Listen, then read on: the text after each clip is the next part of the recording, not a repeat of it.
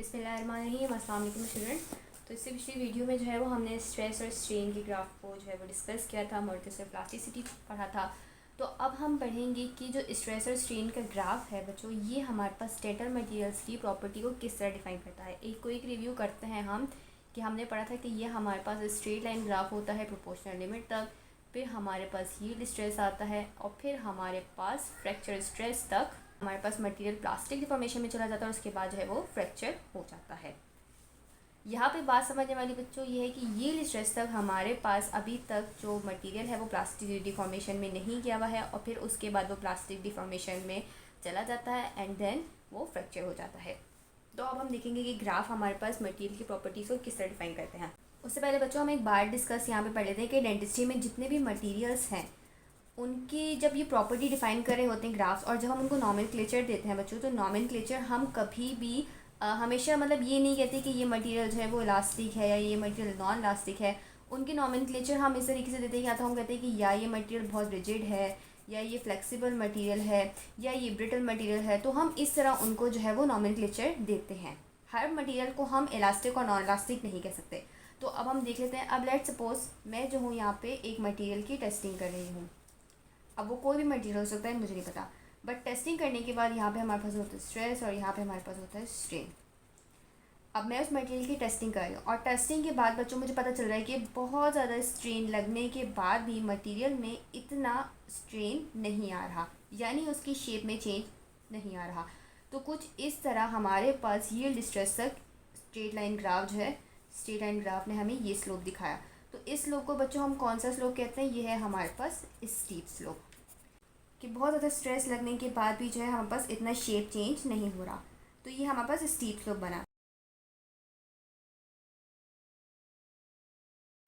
अब अगर हमारे पास एक और मटेरियल की टेस्टिंग की जा रही है और हम देख रहे हैं कि थोड़ा सा स्ट्रेस लगने पर ही हमारे पास स्ट्रेन आ रहा है, तो हमारे पास इस तरह का स्लोप आ रहा है। तो ये स्लोप बच्चों क्या कहलाता है? Shallow slope. तो ऐसे मटेरियल्स बच्चों जो हमारे पास स्टीप स्लोप जो है वो हमारे पास बनाते हैं ग्राफ में, वो कौन से मटेरियल होते हैं? Rigid material. और ऐसे मटेरियल जिनका स्लोप हमारे पास शैलो होता है बच्चों, वो हमारे पास फ्लेक्सिबल मटेरियल होते हैं। हमारे पास डेंटिस्ट्री में हर मटेरियल की अपनी इंपॉर्टेंस होती है। जैसे हम जो फिलिंग मटेरियल यूज़ करते हैं, जिस मटेरियल से हम डेंचर बनाते हैं, हम चाहते हैं कि वो मटेरियल रिजिड हो ताकि वो इतनी आसानी से फ्रैक्चर ना हो जाए और लॉन्ग टर्म के लिए वो जो है हमारे पास चले। इसके अलावा जैसे अगर हम इम्प्रेशन मटेरियल जो है वो यूज़ करते हैं, तो हम चाहते हैं कि वो इम्प्रेशन मटेरियल फ्लेक्सिबल हो, क्योंकि जब हम पेशेंट के माउथ में वो इम्प्रेशन लेते हैं तो हमें वो वापस भी निकालना होता है। तो अगर वो फ्लेक्सिबल नहीं हुआ, रिजिड होगा, तो वो पेशेंट के माउथ से नहीं निकल सकता फ्रैक्चर हुए बगैर।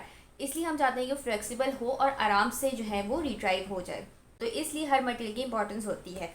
सही है। तो यहाँ तो अभी हमने पढ़ लिया कि ग्राफ हमारे पास यील्ड स्ट्रेस है। अब हम पढ़ते हैं कि ग्राफ बिटवीन यील्ड स्ट्रेस और फ्रैक्चर स्ट्रेस हमारे पास कौन कौन सी प्रॉपर्टीज बताते हैं।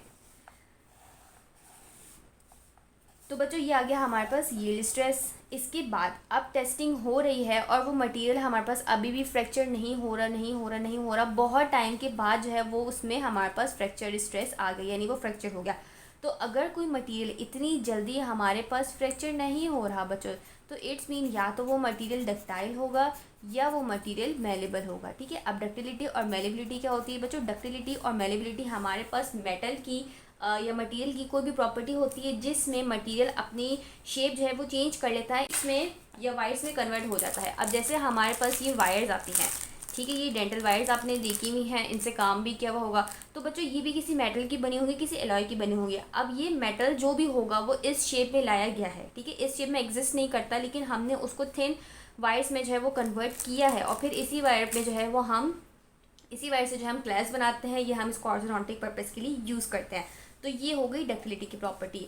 अगर मेलेबिलिटी की बात की जाए तो बच्चों मेलेबिलिटी हमारे पास मटेरियल की वो प्रॉपर्टी होती है जिसमें मटेरियल जो है वो हमारे पास थिन शीट में जो है वो कन्वर्ट हो जाता है। अब थिन शीट का डेंटिस्ट्री में क्या काम? तो अगर आपके सामने एक पिक्चर आ रही होगी तो उसमें आप देख सकते हैं कि डेंचर की बेस प्लेट जो है वो मेटल की बनी हुई है। तो कभी कभार हमें जो है पेशेंट के जो भी सिनेरियोज हैं वो देखकर हम ये जो शीट है, ये बेस प्लेट है, वो मेटल की बना देते हैं और वो बहुत थिन होनी चाहिए ताकि डेंचर का वेट इतना ज़्यादा नहीं हो जाए। तो ये प्रॉपर्टी जिन मटेरियल्स की होती हैं वो हमारे पास मेलेबल मटेरियल्स होते हैं।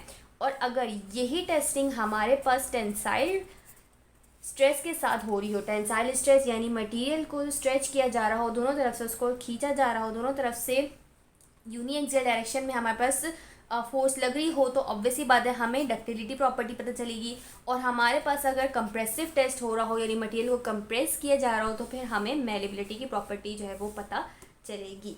सही है। तो बच्चों ये ग्राफ जो है ये हमारे पास बताते हैं कुछ प्रॉपर्टीज़ मटेरियल की।